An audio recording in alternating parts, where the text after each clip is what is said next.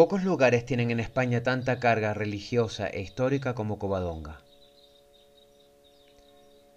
Lugar de peregrinaje católico y germen de la Reconquista y el alma asturiana, este enclave, situado a 2 pasos del Parque Nacional de los Picos de Europa, es visita inexcusable para quien quiera entender la historia del Principado y de la misma España.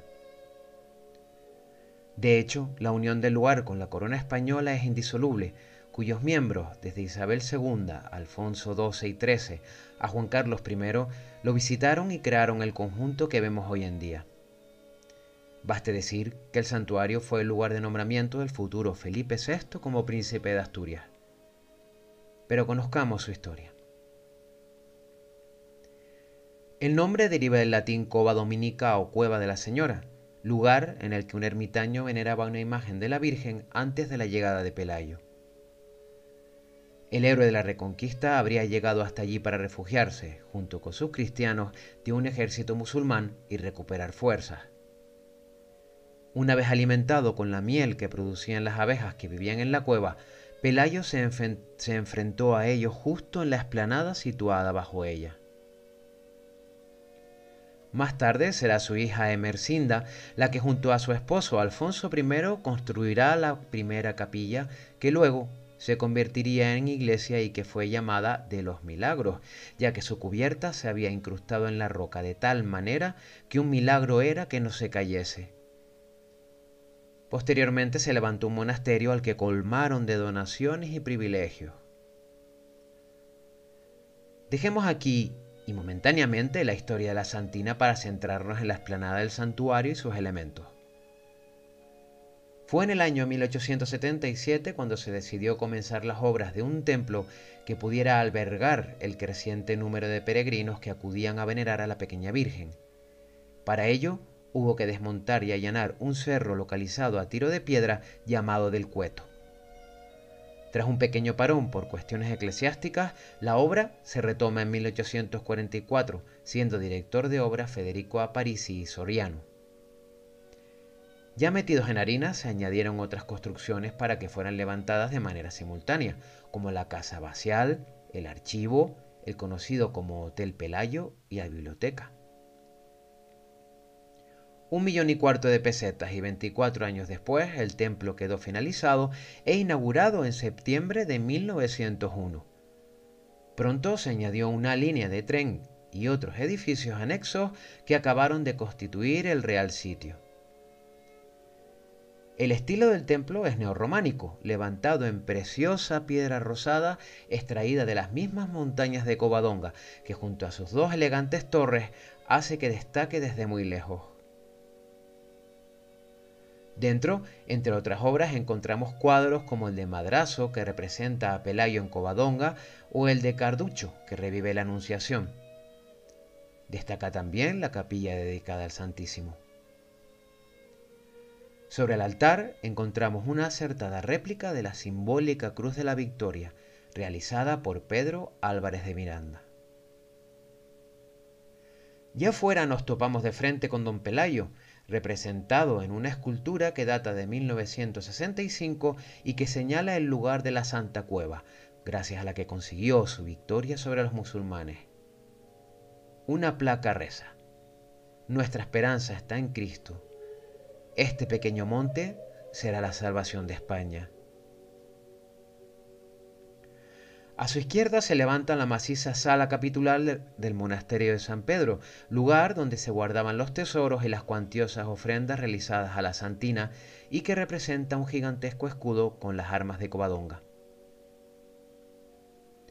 Pero sigamos la dirección que marca el brazo de Pelayo y vayamos a ver a la Santina. Para llegar hasta ella, crucemos un túnel que traspasa el corazón de la montaña y que nos prepara para la emoción del siguiente enclave.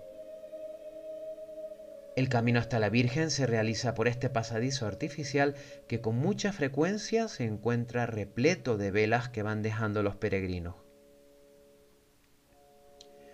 El pequeño santuario, que parece sostenerse de milagro en la oquedad de la roca de la montaña, albergaba hasta el siglo XVIII la imagen original de la Virgen, quemada en un incendio donde también se perdieron valiosos objetos de liturgia y joyas de inmenso valor. Fue la Catedral de Oviedo la que donó la imagen que hoy en día veneran los asturianos, para compensar la inmensa pena que sintieron los devotos por la pérdida de la santina original. Antes de llegar a ella, don Pelayo, en su sepultura, se encarga de velar por la imagen, junto a su esposa Gaudiosa y su hermana, tras ser trasladados sus restos aquí hace 8 siglos. También la acompañan los de su hija Emersinda, junto a su esposa Alfonso I. La capilla que vamos a ver ahora se levantó en estilo neorrománico a finales de los años 40 al acabar la Guerra Civil, complementada con imágenes de la batalla de Covadonga y unas preciosas lámparas de estilo visigodo que iluminan la imagen de la Virgen y que reproducen la corona de Recesvinto. Pero hablemos de la imagen que es culto y devoción de todos los asturianos. Como hemos apuntado antes, la imagen actual data del siglo XV, reformada completamente a finales del siglo XIX, cuando se le dio su aspecto actual. De madera de roble policromada, la santina había recibido un niño Jesús en 1704, que en su origen no llevaba en brazos, y el hecho de estar expuesta a vientos, fríos y humedades había dañado sus policromías, por lo que fue necesaria su restauración.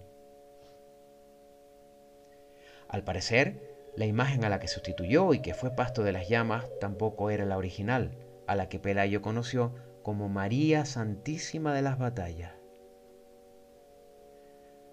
Hoy se levanta sobre un pedestal de piedra, coronada en 1918 con una preciosa diadema. La Virgen, al parecer, fue objeto de deseo por parte de un grupo de indeseables durante la Guerra Civil Española. Afortunadamente fue localizada en París al poco tiempo del robo y devuelta a Asturias en 1939. Dejamos atrás la sagrada imagen para continuar nuestro camino, bajando por una escalinata que nos lleva directamente al Pozón. Quizá la estampa más fotografiada y espectacular para todos aquellos que visitamos Covadonga sea este estanque donde remansan las aguas que vienen del río Las Mestas, caen en forma de cascada para luego desaparecer bajo una gruta que actúa como desagüe justo debajo del altar de la Virgen, y para seguir su camino y formar junto con el río Reinaso un nuevo curso de agua llamado, evidentemente, Covadonga.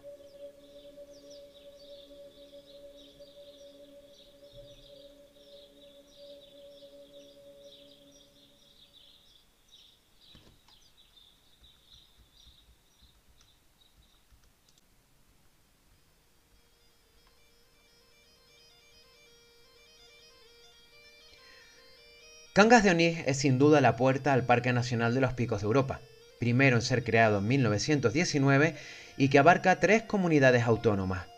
Pero Cangas tiene una carga histórica difícil de superar.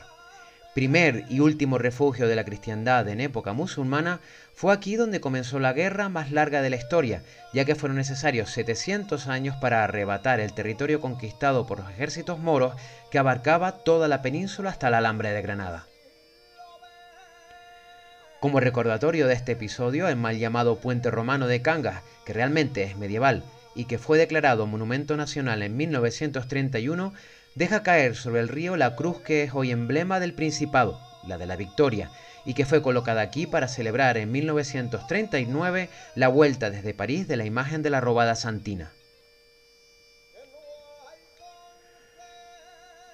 Aún puede cruzarse el río por encima del puente, ya que tras numerosas restauraciones, la última de 1943, el puente parece preparado para resistir otro milenio más. El río Sella, en este punto, ha sido desde siempre el lugar favorito de muchos pescadores que dedican horas a pescar salmones que, según los entendidos, son los mejores del Principado. Un pequeño paseo por la que fue primera capital de Asturias nos muestra otros puntos de interés como la llamada Casa Riera. Este precioso edificio de arquitectura indiana, que ya empezamos a conocer en Colombres, fue levantado a principios del siglo pasado por la familia de origen cangués de los Garro, que habían emigrado a México. Su nombre actual se debe al hecho de haber sido residencia del doctor Aurelio Riera. Recientemente sus funciones han cambiado, ya que tras una remodelación y restauración radical ha pasado a ser oficina de turismo de la ciudad y sede de la magnífica exposición permanente Cangas de Onís, Puerta de los Picos de Europa. En la Plaza del Mercado se encuentran otros dos monumentos dignos de mención. Por un lado tenemos el Palacio Pintu, o de la Capitana del siglo XVII, con una fachada elegante que deja de ser sobria gracias a una decoración en su torre principal, combinada con las piedras de las esquinas y un enorme escudo heráldico. A sus pies hay un busto en recuerdo al cangués Vázquez de Mella, afamado político y escritor. Y en la misma plaza encontramos la magnífica iglesia de Nuestra Señora de la Asunción, que parece más antigua de lo que en realidad es, ya que se construyó en 1963. Lo más destacable es su campanario de 33 metros de alto y 3 niveles que dan cobijo a 6 grandes campanas. Y dejamos Cangas para continuar nuestra ruta.